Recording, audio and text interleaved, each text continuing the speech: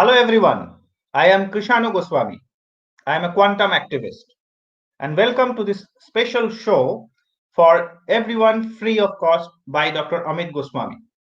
Now, if you know Dr. Goswami, he is a renegade scientist who has the guts to go against the establishment. Not many people have that. And by doing so, he has developed a worldview which is earth shattering to say the least. Now, pay attention and hear from the horse's mouth. Let's welcome Dr. Amit Goswami, the biggest quantum activist on the planet. Thank you, Krishanu. Hello, everyone. I cordially invite you to an adventure in consciousness. This adventure has gone on for ages.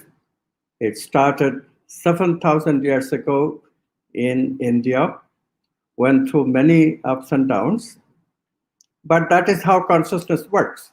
That is how consciousness unfolds. That is how consciousness manifests in human evolution.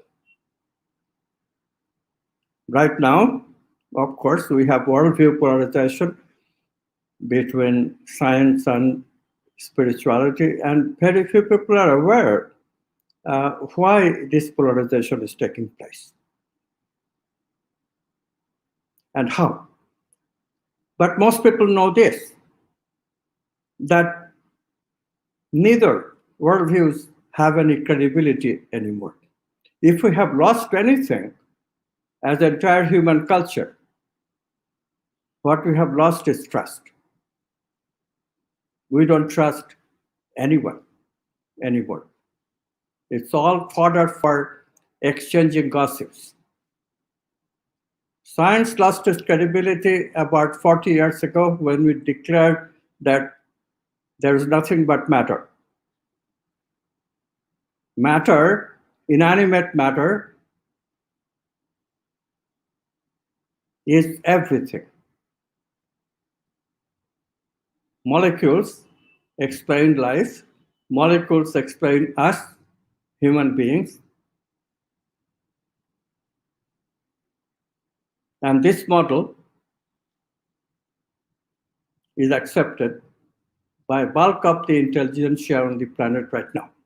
And this is why nobody believes, nobody trusts. Some people, of course, believe because they are trying to join the intelligentsia. Large number of people believe.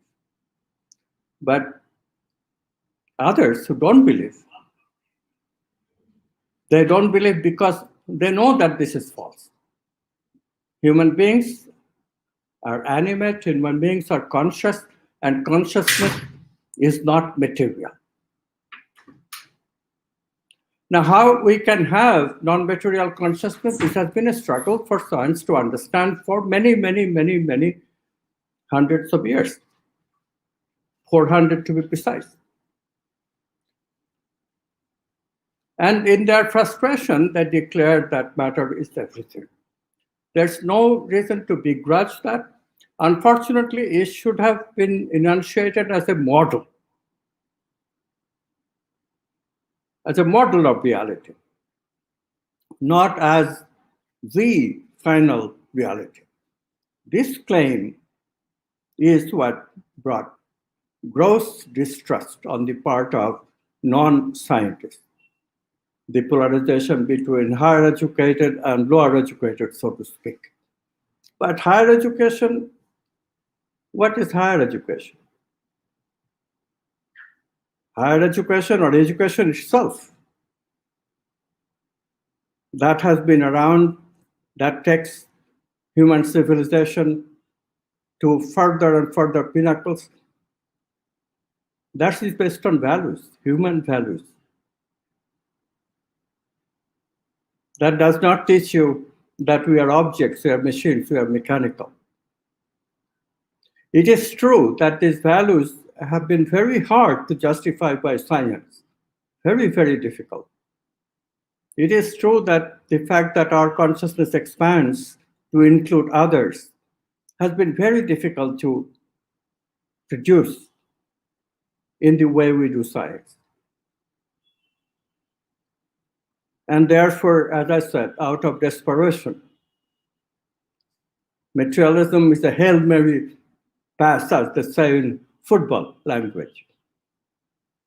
But that became the going thing for higher education.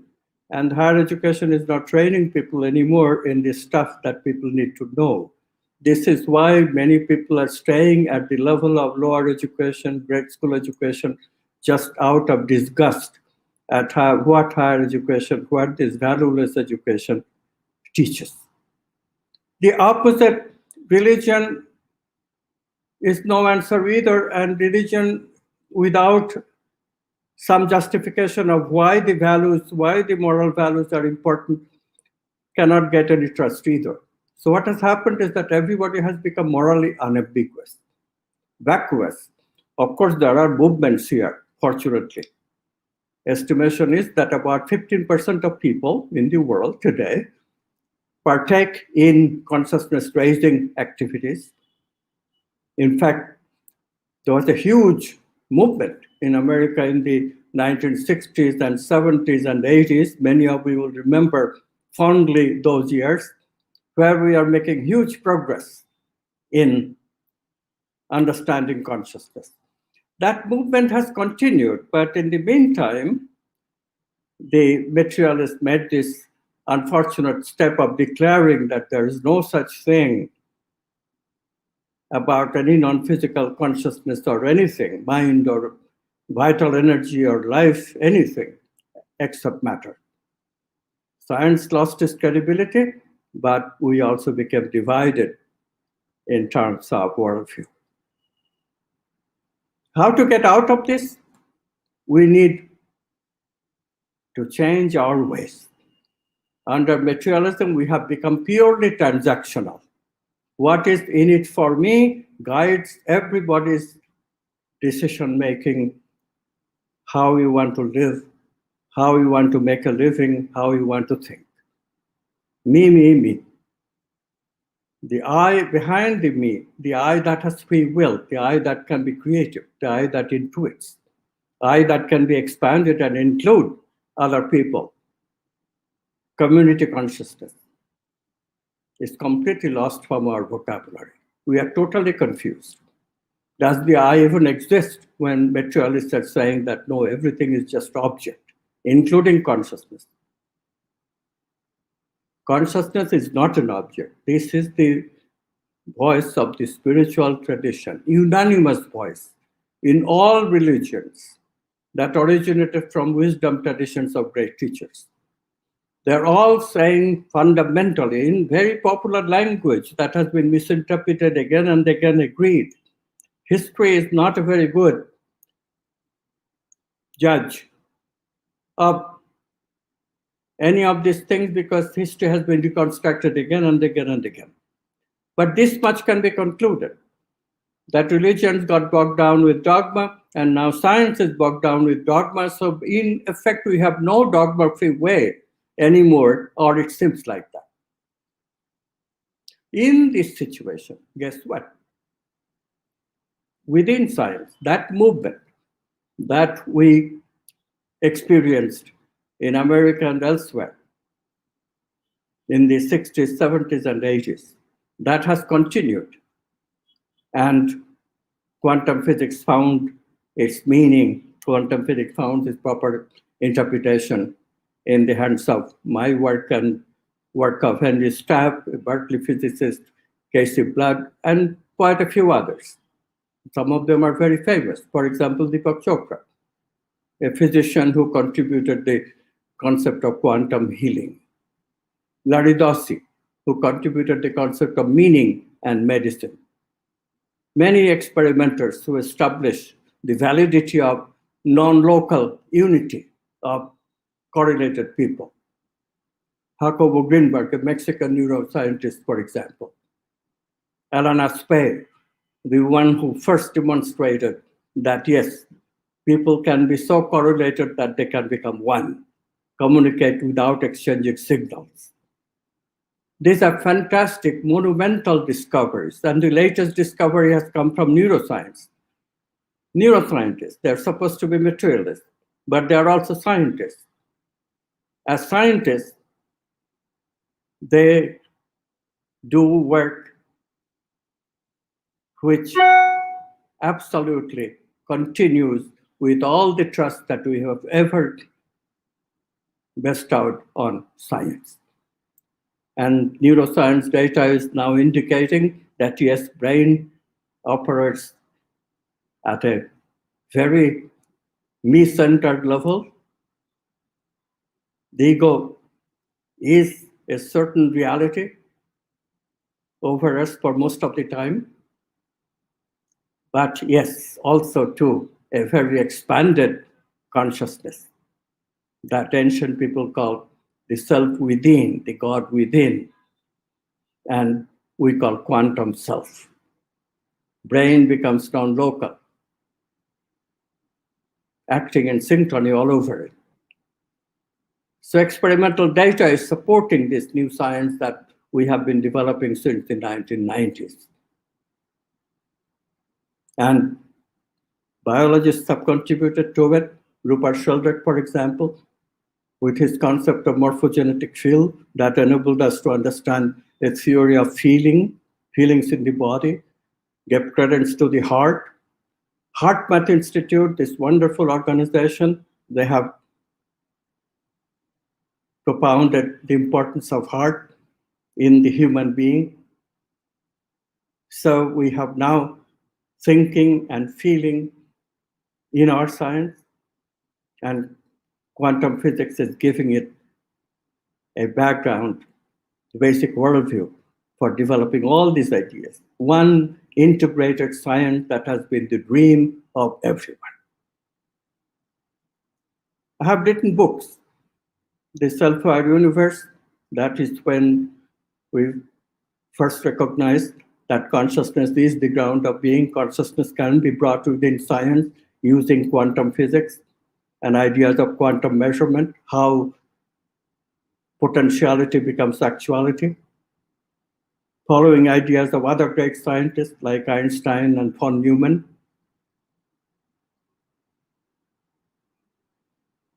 In the 40 years since 1990, what has happened, 30 years, what has happened is that these basic ideas that were expressed in self-aware universe has developed into a full-fledged quantum science. Quantum science that giving us answers that completely agrees with the 7,000-year-old wisdom traditions from which religions originated. Wisdom traditions were dogma-free. This new quantum science is also dogma-free. We don't need dogmas anymore. And because we don't have dogmas, we can trust it. And if you don't trust it, don't worry. You can verify it yourself. Through your own experience, you can also partake some of the experiments that are simple enough to do on your own.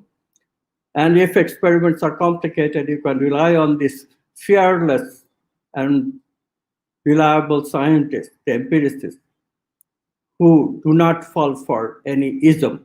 They do their work anyway, independent of the metaphysical mistakes that these intellectuals are apt to make. In this situation, what we need the most is what I'm going to talk about. We need transformational education. We need to give up the transactional ways and recognize that there is a self of community that is important to bring about. Otherwise, how are we going to solve the problem of global warming? You know, people talk about it. Why can't we do it? It's hard to do it without having in your heart a recognition that you are as important as me. How do I recognize that without experiencing you directly? An experience that we call empathy. Empathy is non-local. It's quantum. It cannot be established by local communication, by looking at somebody's body language and theorizing, oh, this must be what he or she is thinking. It's not that simple. We can be one with the other, and that's the experience we call love. We can be one with the other, that's the experience we call fairness or justice. And this is what changes us, this is what changes society. These quantities, love, justice, etc., they are the human values. Plato, the great philosopher, called them archetypes, and these archetypes have to come into our life. The great psychologist Carl Jung emphasized the archetypes in his discovery of collective unconscious. Quantum physics have taken these ideas further into the quantum unconscious, the previously unmanifest or never can be manifest in suchness, a truth that the philosopher Immanuel Kant emphasized earlier. And yet, we can experience them enough in our creative insights to give them voice in terms of making mental and vital feeling representations, looking at archetypes through our mind and also through our heart. When we do that, we transform, we change. When we embody the archetypes, we are no longer bounded by the selfishness, me-centeredness that haunts humanity today. Rabbi Hillel, a great teacher of the Kabbalah, taught us, if I'm not for myself, who am I? If I'm only for myself, what am I? Ask yourself that. What am I?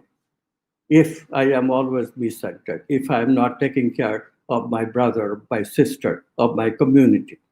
And this is how we avoid human problems like global warming, global climate change. Without this recognition, without bringing in this potential oneness between every other human being, we cannot do it. We have to transform. Education has to transform from the transactional education that it is today, the dogmatic education that it is today, religion or so-called science. That has to change and bring about this integrative worldview that is coming, the quantum worldview, where we recognize consciousness is the ground of all being. And everything, our health, our psychological health, our economy, our basic needs as well as higher needs, all finds its answer in this new worldview, in this new science. So we have started, my friends and I, an institution, an educational institution where we teach transformational education. This is truly higher education, education that lifts you from basic ignorance about reality to wisdom. Francis Bacon said long time ago, knowledge is power. But knowledge really isn't the final answer. Yes, it is power. But in the hands of people who are not wise, this power is grossly misused. And this is the chaos we are seeing today. People have to become wise. Wisdom is the power that we are looking for. So when you are wise, we use the power to empower others, not for ourselves, not for numero uno, not for that me-centeredness. This has to be brought into education, and this is what we are doing. There are many other institutions who are similar, transpersonal psychology, alternative healing techniques. They all depend in some kind of ways on consciousness as the ground of being. So this worldview is not completely foreign to us. As I said, about 15% of people are very aware of it. And they're using meditative techniques of martial arts, Tai Chi, Qigong, techniques of breathing, techniques of visualization, and so many other techniques. But they're doing it without a scientific theoretical background. And this is what quantum science is providing. There are now cognitive experiments which clearly show that we do things better, we learn better if we have explanation, we practice better if we know what we are doing. Quantum physics is providing that. And most importantly, quantum physics is giving you a theory of creativity, which is required for realizing this infinite human potential. Infinite human potentiality that's ahead of us that we can embody, that will make us better, that will transform us. But we need teachers. We need teachers of transformation that will spread this new world of ideas, this new vistas that quantum science is opening for us, this new picture of our health, of our happiness, of prosperity that goes beyond the very myopic picture of transactional education, transformational education. This is what we have to bring about. So we have a situation where we have all the courses that are required for getting master's and PhD. So our problem was how to find a credible institution. As you know, it is very hard to do it in America, although I have lived much of my life in America ever since I was 26, and I love America. But in America, it's very difficult to establish such an educational institution.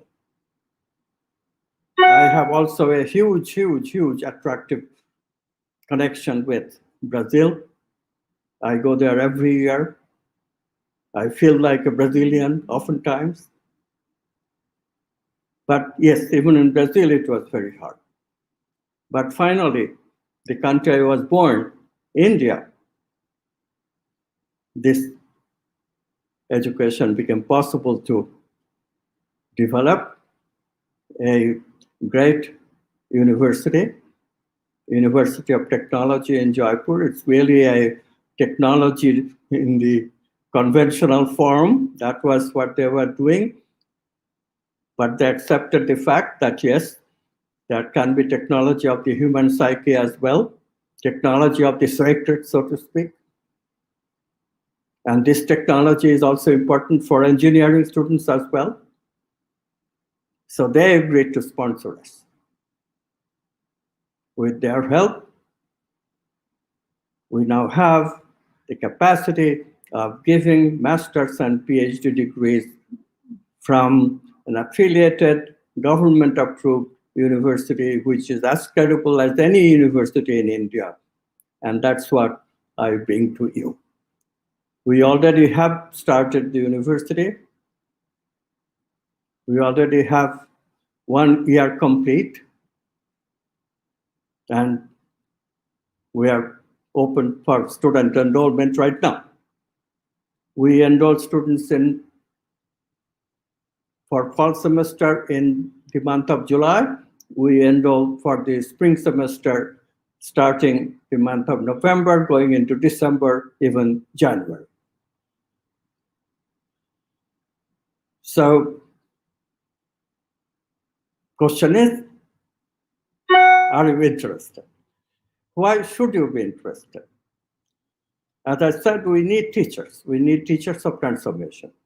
If you are already into transformation, yes, you should be interested. Can you get a job getting our education? Yes, you can. This is the point. Yes, you can. The job situation is changing. Unbeknownst to everyone, we are really changing our jobs from material-centered to psyche-centered. The jobs of the future will be more in the areas of health, education, criminal justice, art, all these things. Machines will take over the routine work. And of course, a few people will be necessary for science and technology, and that requires the hard science education that you can carry out on materialist worldview. Worldview does not have to change to use the technology. So we leave them alone. But the rest of us who have to work with society, with people, they need to know how the human being operates. For them, quantum science is essential. This is the first time in human history we not only have piecemeal understanding like transpersonal psychology or alternative medicine of what the human psyche or what the human body is about, but also we have a complete understanding, integrating even the material part. This is the beauty of it.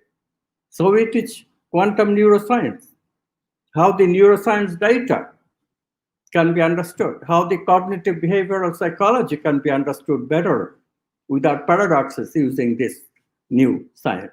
We integrate all that with transpersonal outlook for psyche. Similarly, we integrate conventional and alternative medicine, all of them, with the idea of quantum healing, that too. For science of healing, science of health, it is extremely important to understand our emotions because that's where stress arises. But how can we understand stress if we don't understand emotion, if we do not understand feeling, if we do not understand the heart? Do you know that love actually reduces the chance for you to have cancer? Do you know that love actually reduces your chance of contracting coronavirus, the epidemic right now? This is what the new science is teaching us, the importance of the heart, the importance of love in our lives. How to keep an immune system healthy may have the secret of all health and also of psychological health. Even dementia, like Alzheimer, may have the cause at the immune system malfunction. This is why the breakthroughs that are coming from quantum physics of love, we finally understand this archetype and how to embody it, how to explore it. It is so important. So we call this degree program a program in health, prosperity, and happiness. Yes, psychology can be a science of happiness. Yes, medicine can be a science of health instead of being a science of disease. We can change from disease-centered medicine to a health-centered medicine, well-being-centered medicine.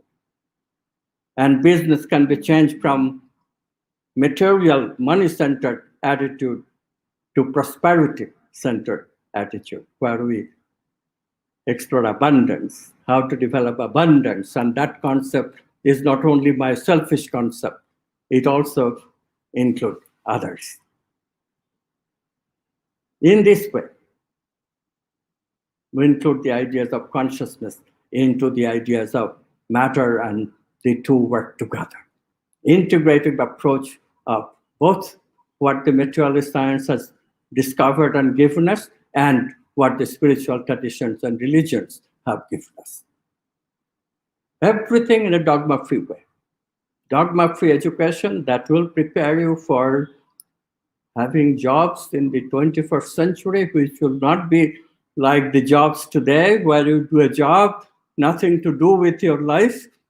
We, on the other hand, will teach you how to integrate your thinking, living, and how to make livelihood.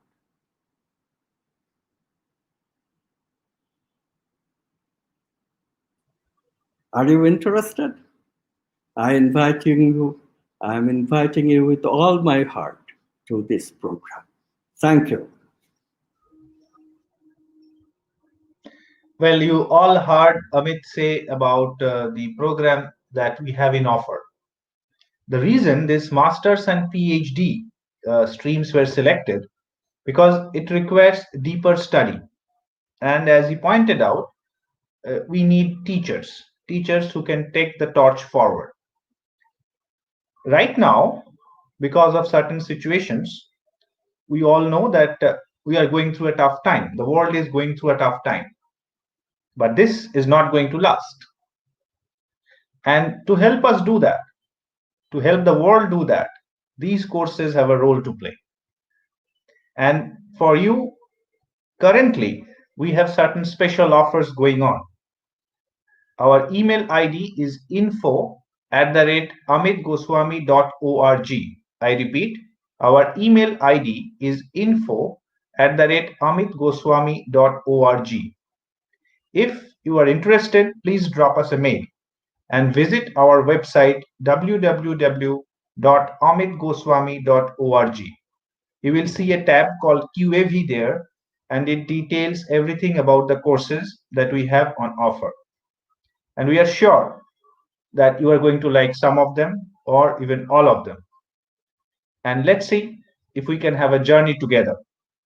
Because make no mistake, this is going to be a world changing movement. Thank you so much for joining in.